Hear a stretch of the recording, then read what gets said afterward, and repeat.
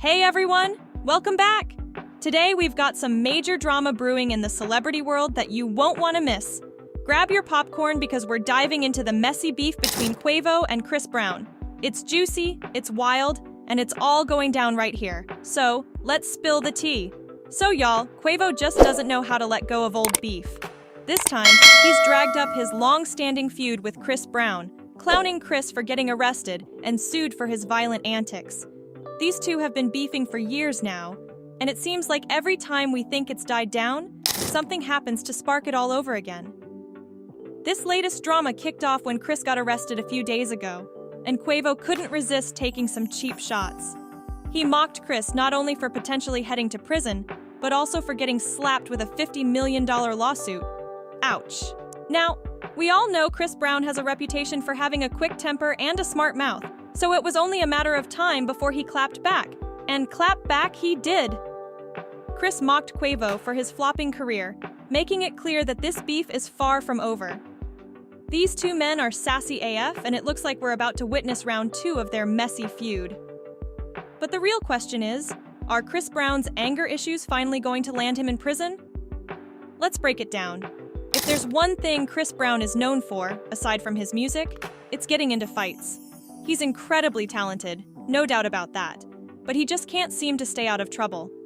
Chris has a long history of violent behavior, and while we all hoped that growing up and having kids might calm him down, that hasn't been the case. He's still out here throwing hands over petty issues. Right now, Chris is on his 11/11 tour, and things went down at a recent concert in Fort Worth, Texas. The concert itself was amazing, but what happened afterward was a mess. Word on the street is that 4 guys, Larry Parker, Joseph Lewis, Charles Bush, and DeMarcus Powell, were invited backstage along with about 40 women for a post-concert hangout. You know how it goes with male artists on the road: the women, the booze, the parties, and everything else. The 4 guys were chilling in the VIP area, waiting for Chris to show up. But after more than 30 minutes of waiting, they were over it and decided to leave. On their way out, they ran into Chris, and Charles Bush tried to dap him up. Things seemed cool until someone in Chris's entourage reminded him that he had old beef with Charles. Chris, who apparently doesn't forget anything, decided to order his crew to jump Charles. Can you believe that? It looks like everyone on Chris's team is just as violent as he is. Charles claims he was surrounded by 7 to 10 of Chris's friends who punched and kicked him. One entourage member, known as Hood Boss, even threw a chair at his head, and Charles wasn't the only one who got jumped. Larry Parker also claims that Chris sent his friend Yellowbeezy and others after him, chasing him into a dead-end staircase and beating him for over 10 minutes. The other 2 guys also got caught up in the chaos and had to go to the hospital for treatment. Now, all 4 men have filed a lawsuit against Chris Brown, asking for a restraining order and $50 million in damages. But why are they suing if the police already arrested Chris? Well, their lawyer explained that the lawsuit seeks justice for the victims and aims to put an end to Chris's intolerable and thuggish behavior. Chris Brown has a long history of violent behavior, and it's about time he faced some real consequences. Chris, of course, never takes accountability for his actions.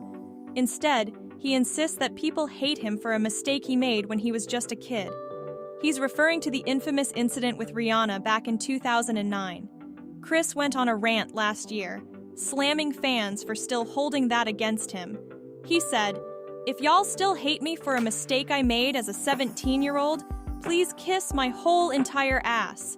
I'm effing 33. I'm so tired of y'all running with this narrative. You weird people are the same ones that tune in every week to see Blueface and Chrisian beat the F out of each other in front of the world. But that's okay. It's entertainment. All y'all can suck my D disrespectfully." Not him comparing himself to Blueface and Chrisian, who are Hollywood's most unhinged couple. But why do people hold the Rihanna incident against him if he was just a dumb 17-year-old acting out? Well, for one, he wasn't 17 when he put his hands on Rihanna. He was almost 20, which is old enough to know better. And Rihanna wasn't the only woman he's shown his violent side to. Remember what happened between him and Teyana Taylor last year? They used to be super close, and she was one of the few people who defended him after the Rihanna incident. She even lost a major brand deal because of it. But things changed after the 2022 AMAs. Chris was booked to perform a tribute to Michael Jackson, and Teyana was part of his performance. However, she ended up pulling out, and a few days later, the AMAs canceled Chris's performance. Insiders say Chris blamed Teyana for his performance getting canceled, even though the AMAs gave their own reasons. Fast forward to Usher's surprise birthday party for Chris. Teyana was invited, and things got messy when Chris saw her there. He confronted her, and Usher stepped in to calm things down, but Chris wasn't having it. He stormed out of the party, and Usher followed him.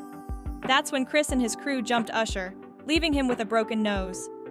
Who does that to someone who threw them a party? It's beyond disrespectful. Chris's anger issues are off the charts, and it's no wonder he keeps getting into trouble. The very next day after the fight with Usher, he got into another altercation at the Lovers and Friends concert. 2 fights in 2 days? That's a mess. And let's not even dive into his drama with his ex, Karrueche Tran. She had to get a restraining order against him back in 2017 because he wouldn't take no for an answer. Karrueche claimed that Chris had punched her in the stomach and pushed her down a flight of stairs a couple of years before she filed. She also said he threatened to kill her, saying if he couldn't have her, nobody else could. That level of toxicity is alarming, and it's great that she got out when she did. Speaking of Karrueche, she's the reason Quavo and Chris started beefing in the first place. She started dating Quavo after leaving Chris, which made Chris jealous. Being jealous that your ex moved on after you put hands on her is just diabolical. Chris hated on Quavo, and Quavo returned the favor. In January this year, rumors started going around that they had settled their beef when they were spotted sitting side by side at a fashion show. But Chris quickly shut down those rumors, saying, "Can't pick who you sit by. F all that growth-ish. I'm not fumbling my bag for little ninjas." He also took shots at Quavo and his song Freak, saying, "Effing my old B ain't gone make us equal. Sipping that 1942 cause I don't do no Quavo freak. B, she like Casamigos, not Migos." Quavo has been waiting for the perfect moment to clap back, and he saw his chance after Chris got arrested.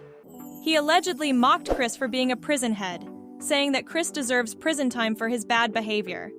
An insider claimed that Quavo is enjoying watching Chris's downfall and isn't pretending not to. Fans had mixed reactions. Some felt that Quavo was going too far, while others thought it was justified given Chris's history of violence. One fan commented, "He really hates that man. This is diabolical and hurtful. CB is violent as hell. He be putting his hands on any damn body. That's why I look at anybody who is his friend crazy." And yet another fan added, "The track record Chris Brown has of being a nasty, horrible person is insane. Like, that man is evil and has an army of airhead girls standing behind him pretending like all he did was hit Rihanna 15 years ago." So, what do y'all think? Is Quavo doing too much, or is he justified in his actions? Drop your thoughts in the comments below, and let's chat about it. Don't forget to like, subscribe, and hit that notification bell so you never miss out on the latest tea. Until next time, stay messy.